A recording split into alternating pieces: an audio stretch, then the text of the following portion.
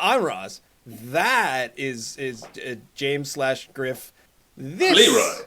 This is a beer, and this is a very tiny beer. First up, the weaker of the two is the Hellen.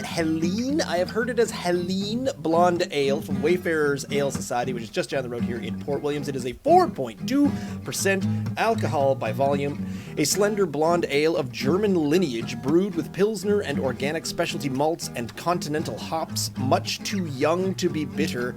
Hellen is a light, refreshing beer made for those hot summer days. Malty. Very malty. It's just sort of, hey, do you like malt? Have some malt up front and some malt in the back. We'll think about giving you some bitter and some hops, but no. This is Bud Light Lime without the lime. I don't mind that. It's easy to drink. It's smooth. I have a nice little malty flavor to it. It doesn't taste like a light beer, like a basic boring ale. It's not trying to hop me off my chair. What if I made you a Radler, but I forgot to add the fruit? It feels like maybe a 7 out of 10 for a blonde ale.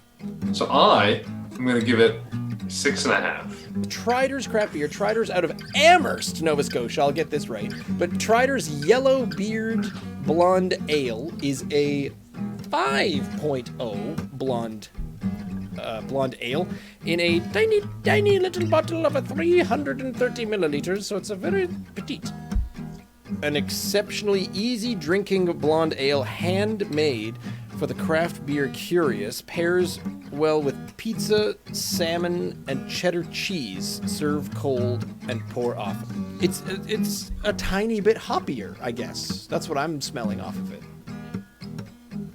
Hang on. There's something to it. There's a weird, like, tangy something. There is something going on. My brain goes to honey, but then says, no, not honey. Oh, no. It's a bite. Very upfront, sharp bitterness. I gave it a point for their bottle and packaging alone, which brings me to 3.5. I'm gonna say 4. That's In the every standard. can of Coke, there's 38.23 million inhabitants.